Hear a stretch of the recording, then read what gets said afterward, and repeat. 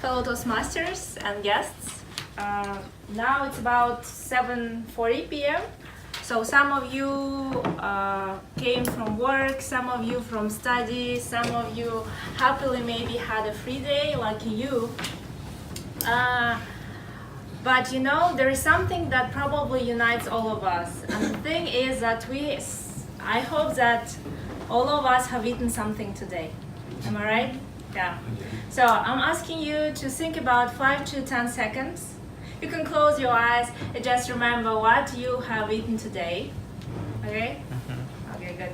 And how do you actually feel now? Full? Okay. So, some of you might feel hungry, some of you might be full, right? Some of you may hear some sounds like in your stomach. So, if you are hearing right now this kind of sounds, I would say this is good. And a little bit later, I will explain why it's so good. So, today I'd like to talk about. Today I'd like to talk about this guy, which is called God.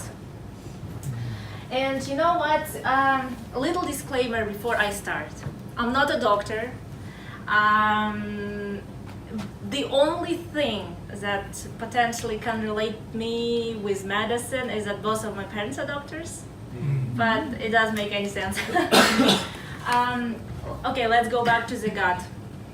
Well, it is actually quite impressive, but I would say that probably majority of us, we just don't actually think about it much, don't care about it much, and well, I think it worth some of our attention, right?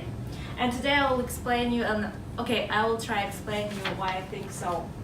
Well, first of all, it absorbs the nutrients we require, right? Another good fact is that actually it's 40 times larger than our skin, area of our skin.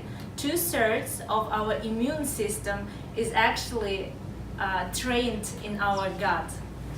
What is also impressive, of course, we all do it every single day, just it helps us to clean up our body, right? From all the food and drinks that we consumed during the day. So hardworking guy, right? If it has a CV, it would be really impressive. So,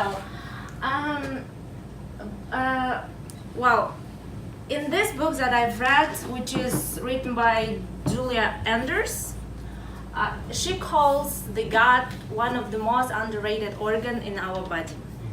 And today I will try to just tell some interesting and fun facts that I found for myself, and I think that it will be also interesting for you, and some of the things that I've already incorporated into my life. So, yeah. When you do you remember that I asked you about the sounds, like sounds in your stomach, yeah? So why it's good? Well, before reading this book, I thought when I hear this sound, it might be a signal that I'm hungry, or I thought that, well, if I'm hearing this sound from my belly, probably I have to eat something, but actually it's wrong. Why it's so? Because God is actually doing His wonderful work, cleaning. When we eat something in the middle of this wonderful process, we're actually disturbing it. So, dear audience, if you are hearing this sound, please don't hurry up to eat something. Just give your God a little bit time to clean up your body, okay? He's doing housekeeping. Feeling down, it might be your food. Wow, the interesting thing that researchers find out that actually gut has lots of nerve cells, and it has actually the second largest collection of nerve cells after the brain. Wow, I think it is pretty impressive. What it actually tells us that our gut collecting the information from well, about the nutrients that we have. It's also collecting some information about our immune system and sending it to some part of our brain that's responsible for our emotional processing, like fear, and also it tells some information to our brain about our self-awareness. Wow. Which means that research also says that, for example, people who are having some troubles with their gut or any part of the organs which are responsible for our digestive system are more likely to have anxiety and depression. So how we can actually understand this information is that, for example, when Julia gives some example in her book, when you wake up in the morning, for example, you might feel some sadness, or you are overthinking something or something like that.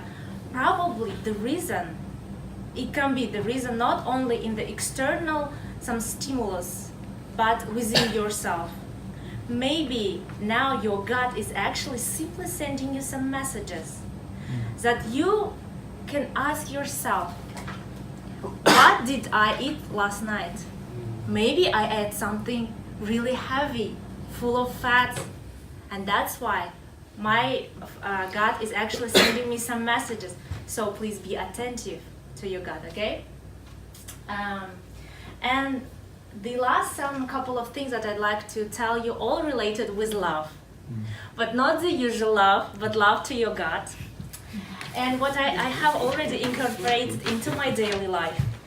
I started to drink some water after straight waking up because it helps my gut to actually clean up my body better every single day. And also just some simple steps like adding some vegetables, more vegetables, because it's also good for it. And another thing, for example, I know if it is appropriate to tell about here, but I'll try. It's like, you know, when you have a constipation, when it's so difficult to actually clean up your body for your gut. So at this time you can massage it, show some love, and it will be really grateful for you. So happy gut, happy me, and show some love to your gut, and gut will be grateful for you. Thank you for your attention.